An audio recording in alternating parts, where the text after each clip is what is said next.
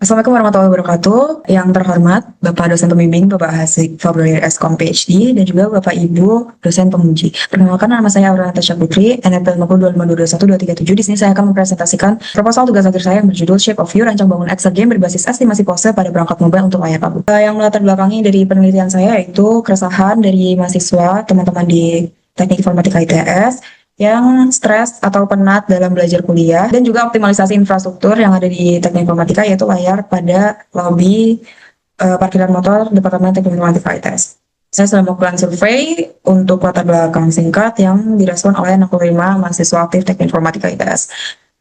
Hal itu yang melatar belakangi saya untuk meneliti membuat sebuah game yang berjudul Shape of You, yaitu Excel game yang dapat diakses oleh user di layar TV Departemen Teknik Informatika ITS. Tujuan saya ada 3, yaitu merancang fitur Excel game sebagai sarana pelepas stres mahasiswa, kemudian membangun prototype client server berbasis QR code, menguji latensi teknis dan pengalaman pengguna di area publik. Batasan masalah saya yaitu display yang interaktif media signage-nya tetap sebagai display utama sebagai media informasi, Excel game-nya sebagai intermezzo saja, dan juga fokus pada tingkat interaksi pengguna tanpa mengambil data pribadi. Dan penelitiannya hanya terbatas pada layar lobi Departemen Teknik Informatika ITS. Manfaat bagi Departemen, modernisasi layanan informasi, mahasiswa bisa melepas sarana stres atau penat, dan juga bagi peneliti, studi kasus implementasi post estimation berbasis web pada digital signage interaktif.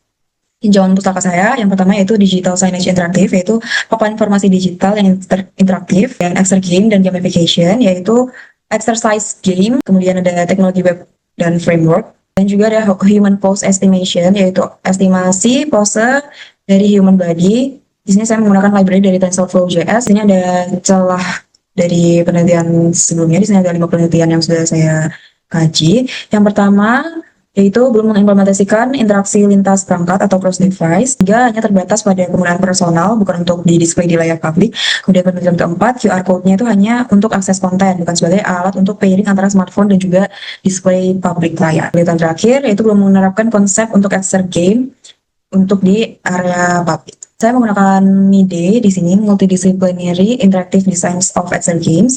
Di sini saya mengimplementasikan fase bisa dibilang mini dari MIDE, yaitu fase 1 contextual research, studi literatur dan analisis kebutuhan. Diagramnya bisa dilihat di sebelah kiri.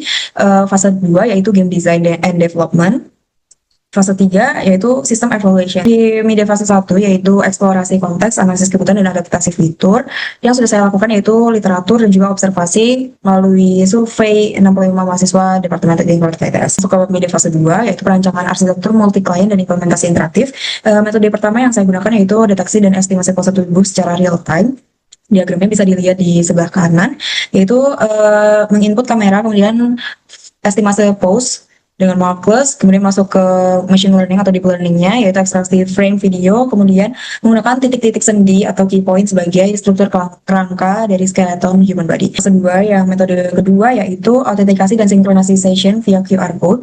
Jadi di sini saya menggunakan sebuah QR code yang di-generate secara ulang dan juga unique session. Kemudian user bisa nge-scan di smartphone dan mengirim identitas user ke server melalui HTTPS, kemudian sinkronisasi session, dan smartphone dari pemilik user itu bisa menjadi media sebagai input gate. Diagramnya bisa dilihat di kanan, yaitu QR code yang sudah di-generate bisa di-scan, kemudian data profile user bisa dicatat alamatnya, dicatat di back-end, kemudian user bisa memainkan game tersebut. Kemudian data hasil performa user bisa ditampilkan dan dicatat di leaderboard, dikirim melalui post seperti itu. Masuk ke fase 3, yaitu evaluasi interaksi pengalaman pengguna dan analisis latensi. Di sini saya menggunakan metode pengujian latensi sistem dari input kamera display, apakah ada delay atau tidak, apakah itu sudah real time atau belum. Dan juga bahan dan alat yang saya gunakan, yang pertama itu smartphone, bisa Android atau iOS, kemudian TV, layar yang sudah ada di Departemen Teknik Informatika ITS, servernya menggunakan Node.js atau Laravel, di sini saya menggunakan framework-nya, dan juga library menggunakan TensorFlow.js, dan yang terakhir adalah database untuk back-end-nya, saya menggunakan PostgreSQL. Bagaimana kita mengimplementasikan game yang ada di layar publik, tapi user bisa scan atau bisa login melalui sebuah QR code yang nanti di-generate, dan juga bisa dimainkan secara multiplayer, seperti itu. Baik, itu saja dari saya. Mohon maaf bila ada kesalahan kata maupun perbuatan. Wassalamualaikum warahmatullahi wabarakatuh.